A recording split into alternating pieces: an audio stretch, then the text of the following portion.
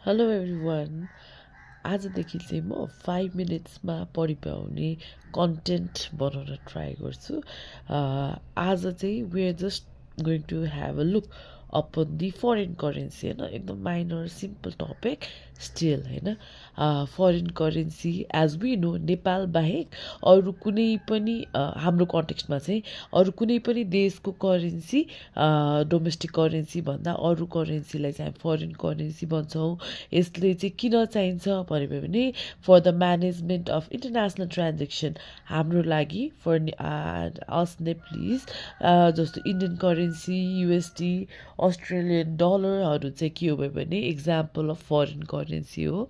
त्यसै गरी let's look at its type दुईवटा टाइपको हुन्छ एउटा कन्भर्टेबल र अर्को नन कन्भर्टेबल। कन्भर्टेबललाई फर्स्टमा हेर्दाखेरि चाहिँ यसलाई चाहिँ हामी हार्ड फरेन करेन्सी पनि भन्छौँ। यसलाई यो चाहिँ डेभलप्ड कन्ट्रिजहरू जसको चाहिँ जुन चाहिँ पोलिटिकल एकदम स्टेबल हुन्छ अनि त्यसपछि स्ट्रङ हुन्छ इकोनोमिकली यो कन्ट्रिजहरूको करेन्सीलाई चाहिँ हामी कन्भर्टेबल करेन्सी भन्छौँ।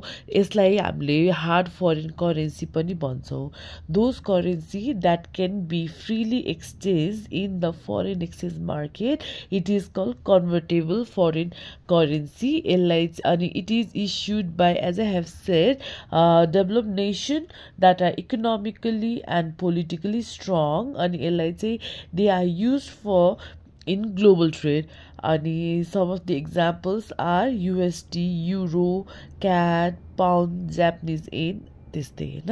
अनि अर्को भयो हाम्रो non convertible foreign currency that is restricted for international transaction अनि जुन चाहिँ एकदम धेरै फ्लक्चुएट हुन्छ अनि यसले चाहिँ इन्टरनेसनल ट्रान्जेक्सन गर्न पाउँदैन।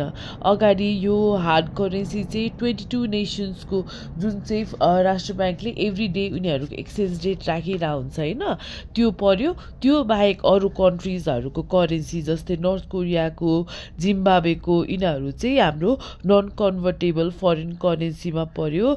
यो चाहिँ यसको भ्याल्यु चाहिँ स्टेबल हुँदैन plus it depreciates against the other currency. यसलाई चाहिँ हामी नन कन्भर्टेबल करेन्सी भन्छौँ।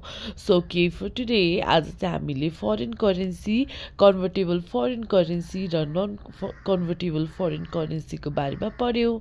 Happy reading every one.